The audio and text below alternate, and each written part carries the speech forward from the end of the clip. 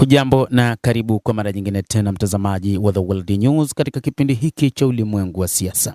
Mimi ni Adam Hussein.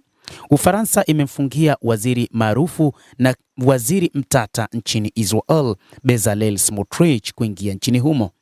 Ufaransa mnamo Jumanne ilitangaza kwamba imempiga marufuku waziri wa fedha wa Israel, Bezalel Smotrich, kuingia katika taifa hilo.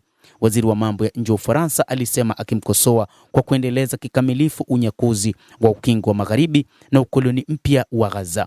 Ni kiongozi ambaye anatumia mabavu kuliko isivyo. Ni kiongozi ambaye huenda pia ni wale wanaomwendesha waziri mkuu Benjamin Netanyahu, taarifa imeeleza. Viongozi wanne wa mashirika ya walowezi na walowezi 21 wenye jeuri pia walipigwa marufuku kutoka kwa eneo la Ufaransa. Jean-Noel Barrot aliandika katika ukurasa wake wa X. Amelaani sera ambayo wengi mno na jumuiya ya kimataifa waliojitolea kwa dhati kwa suluhisho la serikali mbili hawawezi kukubali. Waziri huyo alisema tangazo la kuweka vikwazo vipya kwa wale waliohusika na uimarishaji wa ujenzi wa makazi na vurugu katika ukingo wa Magharibi ilikuwa ni sanjari na Uingereza, Canada, Australia, New Zealand na Norway. Smotrich wa chama chenye misimamo mikali cha mrengo wa kulia wa Kizayuni ni waziri wa pili wa Israel ambaye amepigwa marufuku kuingia nchini Ufaransa katika miezi ya hivi karibuni.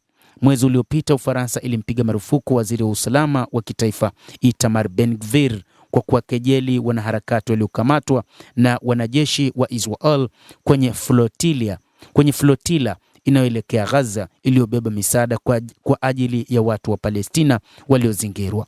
Kwa pamoja, Ben-Gvir na Smotrich wanaunda msingi wa serikali ya mseto ya mrengo wa kulia ya waziri mkuu Benjamin Netanyahu, na ni miongoni mwa viongozi wanaotajwa kwamba wanaendana vilivyo na waziri mkuu Benjamin Netanyahu na wanaendana na sera za waziri mkuu Benjamin Netanyahu, na ndio maana inatajwa kwamba mara kadhaa wamekuwa wakielewana sana na Benjamin Netanyahu. Ireland pia iliwazuia mawaziri hao wawili katika siku za hivi karibuni.